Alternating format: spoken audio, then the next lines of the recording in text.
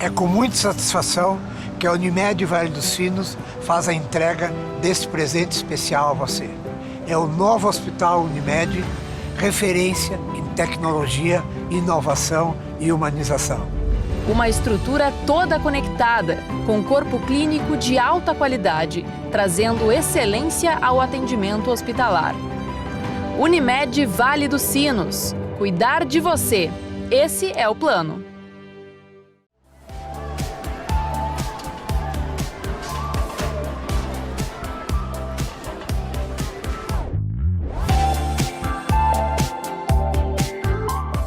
Olá, tudo bem? Estamos começando mais um programa Pergunte ao Doutor, aqui na nossa Vale TV, canais 6 e 14 da NET e nas plataformas digitais.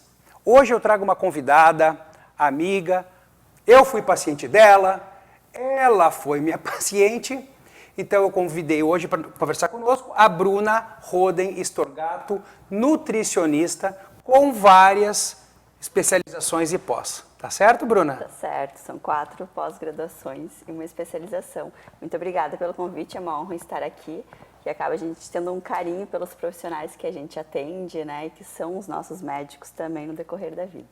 Isso é muito bom, essa relação entre áreas da saúde, não só as relações de amizade, como eu falei no último programa, as relações das áreas da saúde, o ter conexão, né, entre as pessoas e saber que caminho levar para o melhor, longevidade, qualidade de vida, bem viver, ansiedades, depressões, que tem a ver com as dietas. Com certeza, porque todas as áreas elas andam em conjunto, nenhuma é mais importante que a outra, então a gente vai num contexto geral fazer com que o paciente potencialize os resultados, quando mais profissionais atendem eles.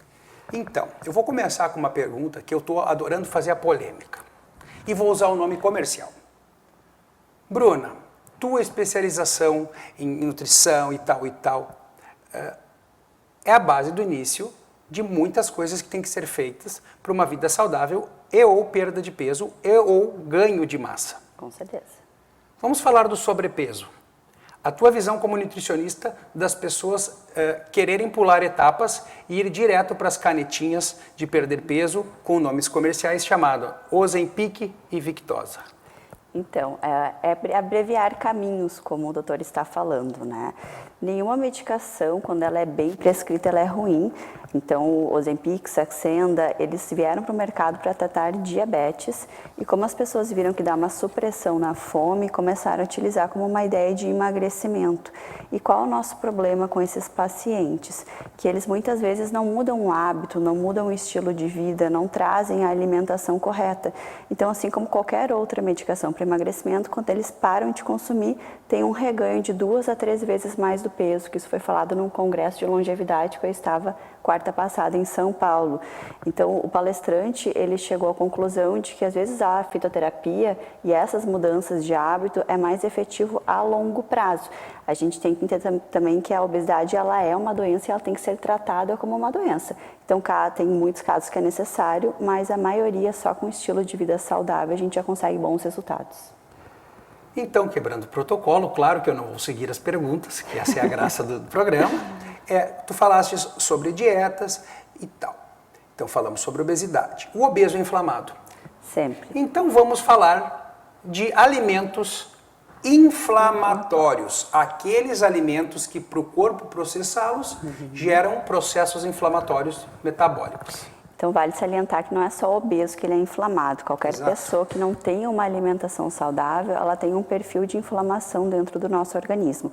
E essas inflamações, elas vão gerando várias outras doenças. É um gatilho para outras doenças, né? Então, o que gera inflamação? São os alimentos que não são provindos da natureza, que popularmente não são conhecidos como saudáveis.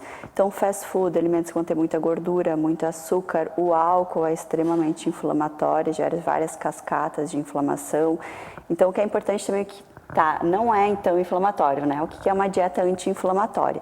A dieta inflamatória, anti-inflamatória, ela traz mais então qualidade de vida e resultados também a longo prazo, é o que gera longevidade, que justamente volta para aquela alimentação de avós, bisavós, onde a gente tinha alimentos plantados.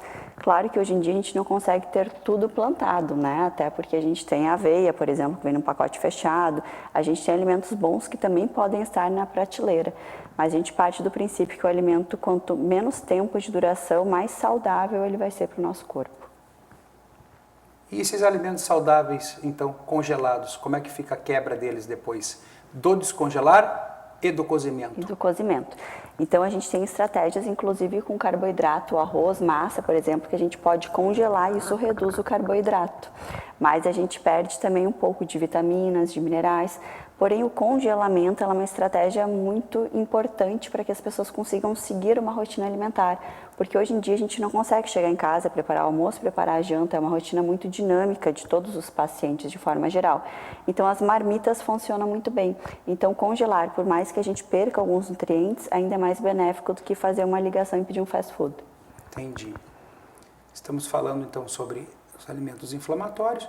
Então, vamos começar falando diretamente de depois que a pessoa estar dentro de um protocolo ou não de dieta, ou estar com a vida regularizada, como manter a constância dessas dietas ou dessa mudança de hábitos e de estilo de vida relacionados à alimentação? O grande problema das pessoas é mudar essa questão de hábitos, o que vai gerar a constância. A psicologia diz que a gente leva em torno de 12 semanas para criar um hábito. Então, quando eu não fizer essa atitude repetidamente por vários dias ou semanas seguidas, o meu corpo não entende que é um hábito novo.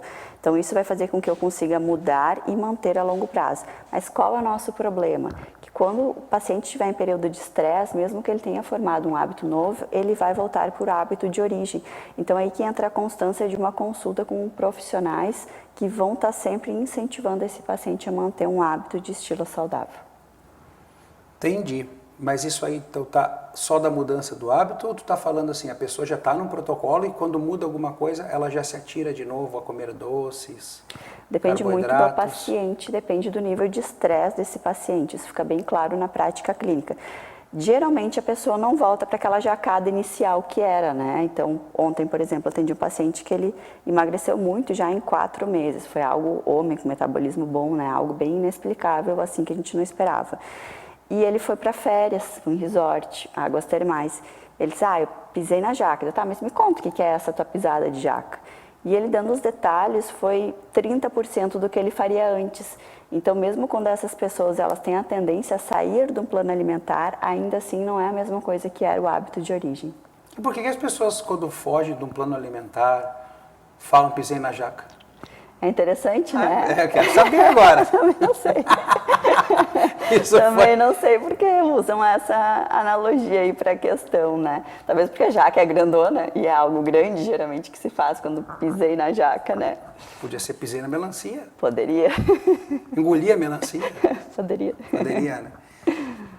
Como, então, a gente falou disso, existem técnicas e estratégias para as pessoas entrarem em planos alimentares. Uhum.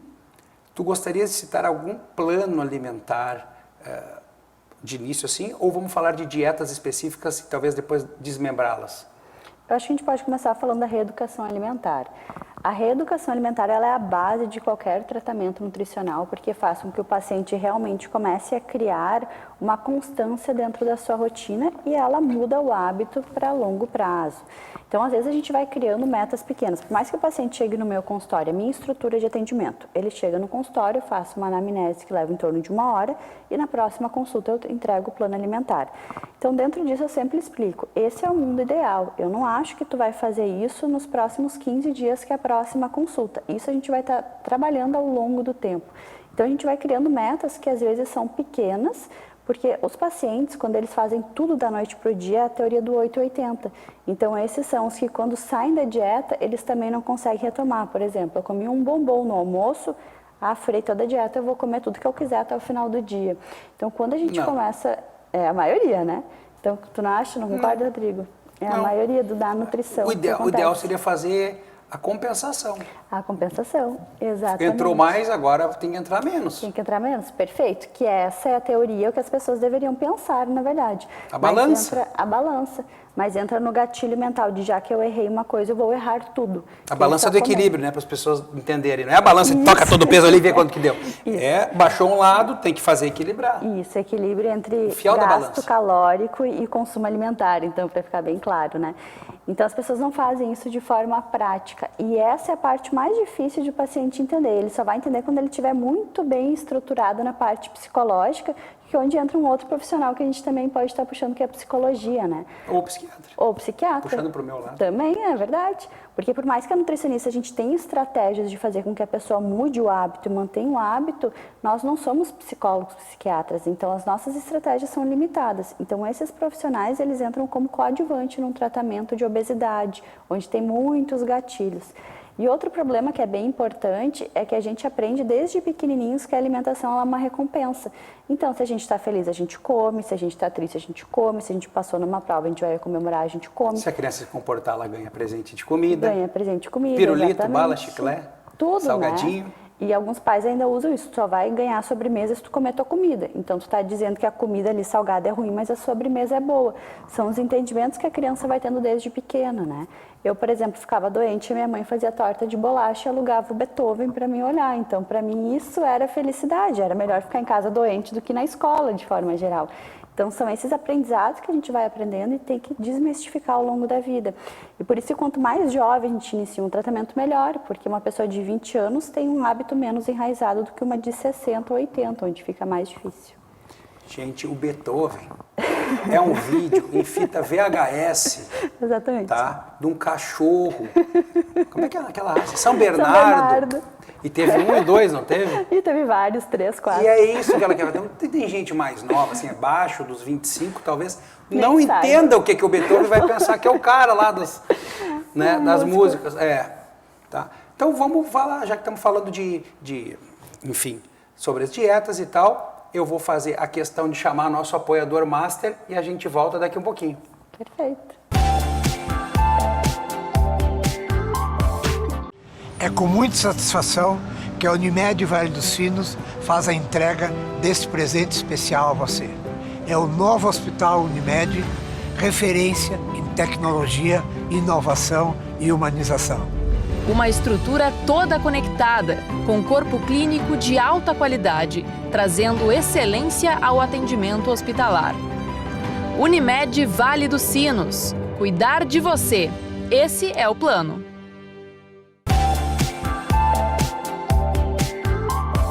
Então, voltando após o nosso comercial, eu volto com a minha amiga nutricionista Bruna Roden Storgato, falando sobre alimentação, mudança de estilo de vida relacionada a dietas. Bruna, vamos falar da dieta então, existem coisas modernas, né? Sim, existe. Vamos falar então da dieta mediterrânea. A dieta mediterrânea... Explica o que é isso, sim. As pessoas depois vão me perguntar o que é isso, eu não vou saber também. A dieta mediterrânea é a dieta de estilo mais saudável que a gente encontra hoje a nível populacional.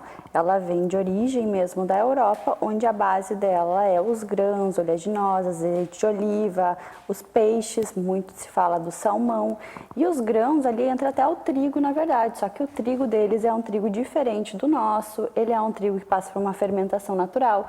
E essa dieta, ela é adaptada nos outros países, porque se viu que ela traz menor incidência de doenças. Então, ela tem uma questão de prevenir doenças ao mesmo tempo. Tu falaste sobre salmão. Não entra para a nossa dieta o salmão aqui. O nosso salmão é de cativeiro, é ração, é inflamado, é corante. Exatamente, é bem complicado, né? Só que se a gente for entrar nessa linha, a gente não pode comer o frango, nem o porco, nem o gado, porque todos eles têm algum tipo de contaminação de algo ruim no sistema. Então a gente faz a dieta de rotação, onde um dia é o frango, outro dia é o peixe, outro dia é o porco, outro dia é a carne de gado, mas a preferência sempre é para as carnes brancas. Muito bem. E uma coisa que as pessoas fazem recorrentemente, e que não é que eu estou achando, não é um achismo, é uma constatação, da dieta paleo. A dieta paleo, então, ela tem um perfil mais cetogênico, que a gente chama, que tem uma tendência a comer basicamente gorduras e elimina quase ou grande parte do carboidrato e da gordura. São dietas que a gente faz por períodos específicos como estratégia mesmo, quando o paciente quer dar aquela secada, aquele emagrecimento, ou um paciente que está com alteração de glicose, por exemplo, a gente pode reduzir esse carboidrato de forma significativa. Qual é o nosso problema? Que as pessoas pensam que essa dieta ela é duradoura, então que se mantém por longos períodos, o que faz com que perda muita massa magra e quanto menos músculo, mais energia a gente gasta para manter o nosso corpo vivo. Consequentemente, lá na velhice a gente vai ter menor qualidade de vida e acaba sendo baixo em nutrientes, porque as pessoas não comem, por exemplo, o que a gente está falando de salmão, azeite de oliva, vitaminas, abacate. em geral. Micronutrientes, isso. Eles comem bacon, só comem carnes gordurosas, daí eles se preocupam na balança só em relação à qualidade ruim do alimento, porque tem que ter uma qualidade de gordura e não pode ter carboidrato e nem proteína. Proteína pode, mas não tanto quanto a gordura. Quando a gente está falando de dietas, que pode ser, é uma volta nas perguntas. Como é que a pessoa que não consultou com um profissional nutricionista da nutrição consegue ter uma ideia ou quantificar as calorias dos alimentos? Só lendo atrás no rótulo? Eles usam dos alimentos, eles leem o rótulo, né? Mas eles não conseguem dar a dimensão do que aquilo representa no organismo. E é isso que a gente estava falando lá no início, é uma balança onde a gente tem que ter a questão das calorias ingeridas com o gasto energético, né? Então isso, se eu quero que a pessoa emagreça, o gasto tem que ser maior do que o que eu como. Se eu quero que a pessoa hipertrofie, a gente tem que ter a balança ao contrário, só que ao contrário com qualidade. Então a gente precisa que a quantidade de calorias, ela ande de acordo com a qualidade da alimentação para não gerar inflamação. O paciente inflamado, mesmo que coma poucas calorias, ele não emagrece, ou não emagrece a gordura, ele perde o músculo. Na balança parece que ele está emagrecendo, né? Então, se a pessoa não consulta um profissional, ou ele vai se basear por aplicativos, que muitas vezes não dá certo, ou por dietas que ele viu de blogueiros, né, do Google, de coachings, o que é bem ruim, porque não traz saúde para a pessoa. Porque as dietas são... As dietas não, os planos alimentares são encaixados conforme o modelo da pessoa, a doença, o peso, idade e estilo de vida, né? Exatamente, é tudo muito personalizado para aquela pessoa, né? Os profissionais que ainda não estão atuando assim, é uma pena, né? Porque tu não está dando a qualidade que a pessoa precisa para a sua sobrevivência de forma correta. E o que é a forma correta de sobrevivência? Daí a gente entra num contexto funcional, onde tem a saúde mental, a saúde social, a saúde familiar, a saúde física, a saúde fisiológica, né? É o bem-estar físico, mental e emocional ao mesmo tempo. Existem adjuvantes ou corroboradores para as dietas. Isso eu estou falando, viu propriedade? Bonito, né? Bonito, sim. Que são considerados fitoterápicos. E são considerados também alimentos. Vou dar exemplo para te poder desenrolar isso aí. Tá. Canela, cúrcuma, cafeína, páprica, que são aceleradores de metabolismo. Tudo contigo, Tá. viu? A minha opinião é que eles não funcionam muito bem Muito de bem, forma viu? geral, tá? Mas para tempero, sim. Para tempero, sim, eles são gostosos, né? Então, tem essa especialização em fitoterapia, por isso que eu estou falando isso, com o entendimento do assunto. Eles são ótimos para temperar a comida, para dar aquele saborzinho, torna o prato mais agradável. Mas quando eu quero que a paciente, ele vai ter um teor, por exemplo, a cúrcuma eu preciso ter tanto de curcumina, o gengibre ali de gingerol. Então, eu tenho que ter os compostos ativos isolados dentro daquela planta para gerar um efeito. Então, eu vou dar isso em forma de cápsula.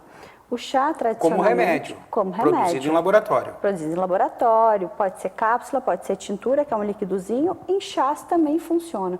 Só que não tem um controle daquilo que está sendo consumido.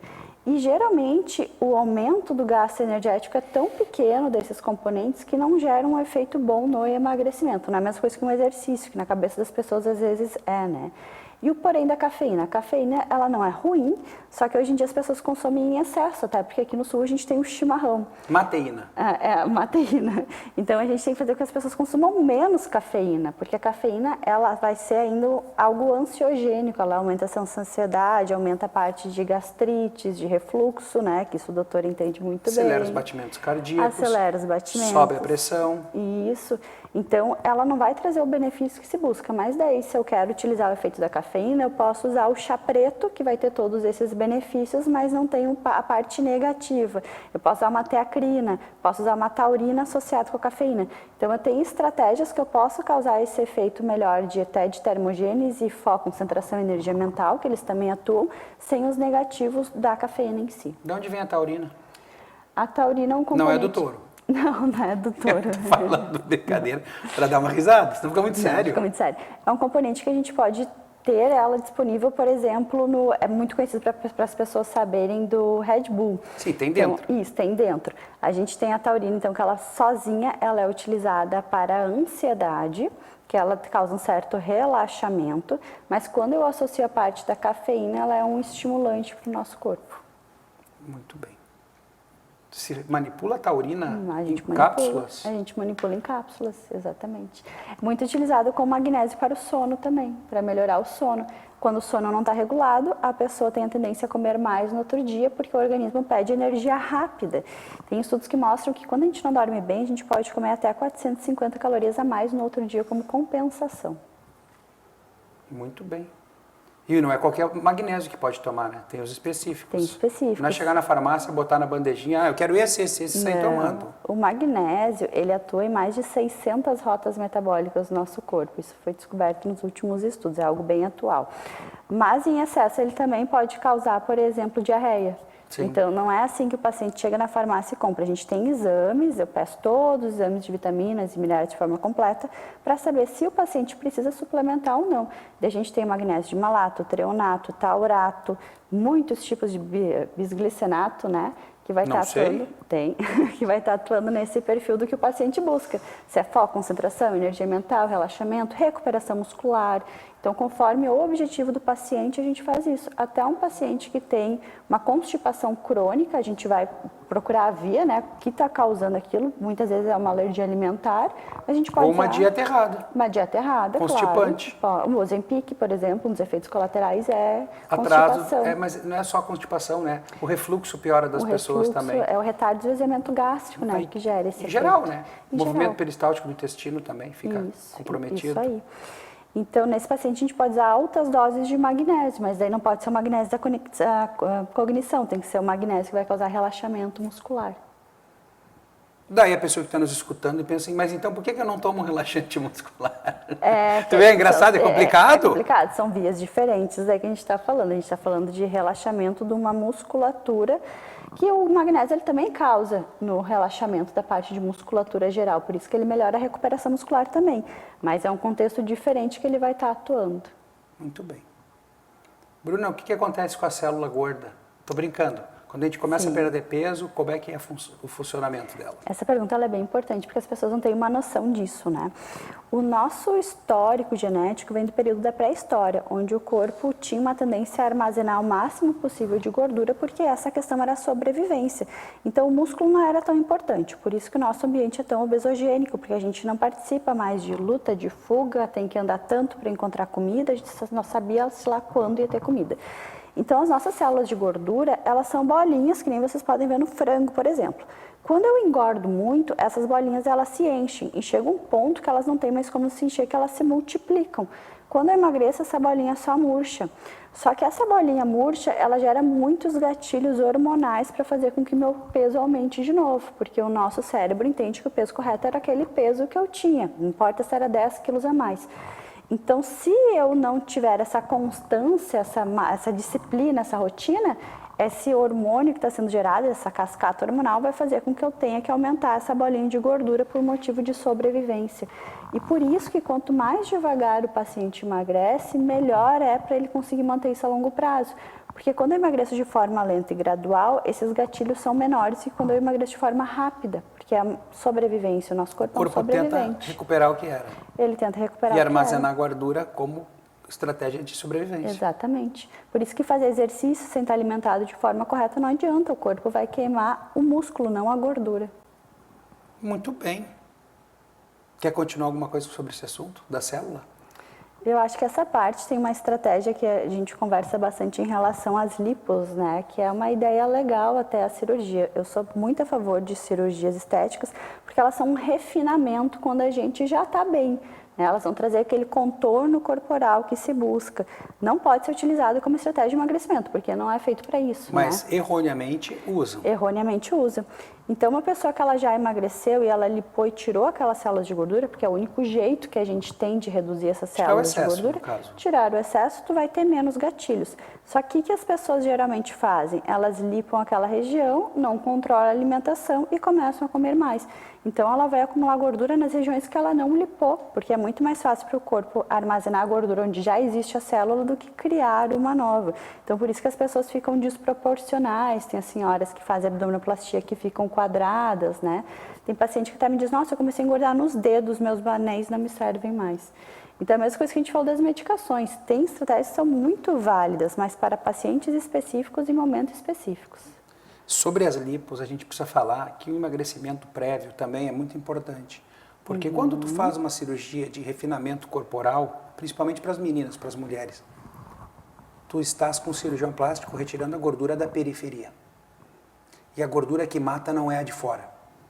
É a gordura visceral, é a gordura que está entre os nossos órgãos. E isso só consegue diminuir com alimentação e atividade física. Exato. Correto? Correto, sim.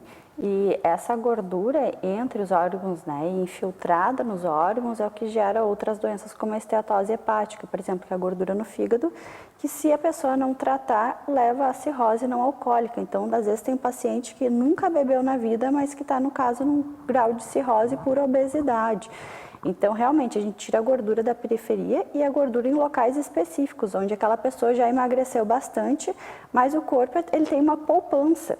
É que nem quando a gente tem o nosso dinheiro lá no banco. Hoje as pessoas nem guardam mais dinheiro no banco, né? Mas só por uma analogia. Eu só vou usar aquele dinheiro quando eu não tiver mais nenhuma outra estratégia, nenhuma outra possibilidade. Então, o nosso corpo é assim, aquela gordurinha bem localizada, ele só vai guardar, ele só vai usar, né? Ele vai deixar guardada quando a pessoa conseguir manter uma constância muito grande desse resultado. Isso eu falo de meses ou anos. E às vezes as pessoas não têm essa paciência, ou às vezes tem uma questão genética que acumula um pouquinho aquela gordura. Então, nesse momento, uma cirurgia é bem-vinda. Ou outros tratamentos estéticos, a gente tem lipoenzimas, ozonoterapia, né, que são outras estratégias. Gente, para ver o tempo já voou. Eu não consegui falar em exercício em jejum para saber o metabolismo. Então, eu vou já agradecer a nossa nutricionista do dia, a Bruna. Eu gostaria que tu deixasse tuas considerações, o teu arroba aí para quem quiser te seguir, mandar perguntas. Tudo Perfeito. contigo. Então, pessoal, o meu arroba é NutriBrunaStorgato. Quem quiser fazer o contato pode me mandar mensagem, eu estou aberta para responder vocês. Quem quiser agendar consultas também, que tenha gostado um pouquinho do que a gente está conversando, vou receber todos de braços abertos. Então é isso, gente. Eu agradeço a atenção de vocês. Quem tiver dúvidas pode mandar perguntas para mim, para a TV e mesmo para a Bruna. E obrigado mais uma vez e até o próximo programa. Tchau, tchau. Tchau.